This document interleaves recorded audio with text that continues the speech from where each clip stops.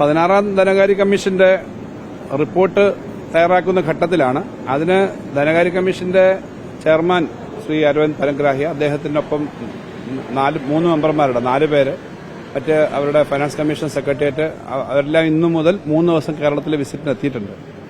9ാം തീയതിയും 10ാം തീയതിയും വിസിറ്റുണ്ട്. ഇന്ന് വന്നതേ ഉള്ളൂ. 9ാം തീയതി അവർ ചില ലോക്കൽ ബോഡീസ്, ലോക്കൽ പ്രദേശങ്ങളിലെ ഫീൽഡ് വിസിറ്റ് ഉണ്ട്.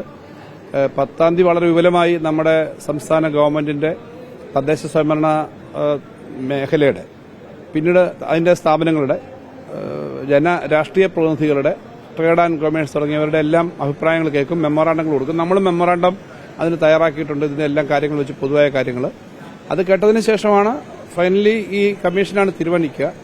അത് ഭരണഘടനാപരമായുള്ള പ്രൊവിഷൻ അനുസരിച്ചാണ്. ഈ വിവിധ സംസ്ഥാനങ്ങളിലെ കമ്മീഷന്റെ വിസിറ്റ് നടന്നുകൊണ്ടിരിക്കുകയാണ്. അതിന്റെ ഭാഗമായിട്ട് കേരളം ഈ കാര്യങ്ങളെല്ലാം ചൂണ്ടിക്കാണിച്ച് വളരെ വിശദമായി കാര്യങ്ങൾ പറയും. കേരളത്തിലെ പങ്കെടുക്കുന്ന രാഷ്ട്രീയ പാർട്ടികൾ ഉൾപ്പെടെ എല്ലാവരും അവരുടെ അഭിപ്രായങ്ങൾ ഇത്തരം കാര്യങ്ങൾ ചേർത്ത് പറയും. കേരളത്തിന് ഏറ്റവും അർഹമായി കിട്ടേണ്ടത് കേരളത്തിന്റെ പ്രത്യേകതകൾ ചൂണ്ടിക്കാണിച്ചുകൊണ്ട് നമുക്ക് പരമാവധി ന്യായമായി ലഭിക്കാനുള്ളത് മുഴുവൻ കിട്ടത്തക്ക വിധത്തിലുള്ള തയ്യാറെടുപ്പും അതിനുവേണ്ടിയിട്ടുള്ള റെപ്രസെന്റേഷനുമാണ് നമ്മൾ നൽകുന്നത്. അതിനുവേണ്ടിയിട്ടുള്ള എല്ലാ തരത്തിലും എല്ലാ പ്രവർത്തനവും നടത്തിയിട്ടുണ്ട്. അതനുസരിച്ച് പ്രതിസന്ധികൾ നേരിട്ടത് കേട്ടായിരുന്നു വയനാട്ടിലെ പ്രതിസന്ധി.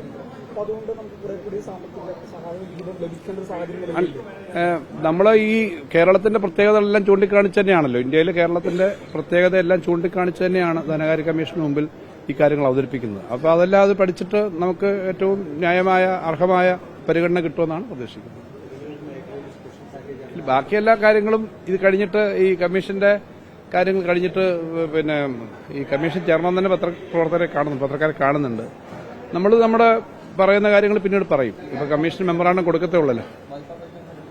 അല്ല, പല കാര്യങ്ങളും അതിൽ വരും. പക്ഷെ വായ്പ പരിധി ഒന്നല്ല. ധനകാര്യ കമ്മീഷൻ അടുത്ത 5 വർഷക്കാലത്തേക്ക്, അതായത് ഈ അടുത്ത വർഷം കഴിഞ്ഞാൽ 26 മുതലേ ഇത് തുടങ്ങുള്ളൂ. ഈ അടുത്തൊരു വർഷമല്ല, അത് കഴിഞ്ഞ് 26 ഏപ്രിൽ മുതൽ വരുന്ന ആ സമയത്താണ്, 5 വർഷത്തേക്കുള്ളതാണ്. അതിനകത്തുള്ള പൊതുവായ കാര്യങ്ങളാണ് പറയുക. ഇതെല്ലാം അപ്പോഴാണ് പറയുക. അപ്പൊ അവരിനി ഒരു വർഷത്തിനകം റിപ്പോർട്ട് തയ്യാറാക്കത്തുള്ളൂ. പിന്നീട് അടുത്ത വർഷമാണ് അതിന്റെ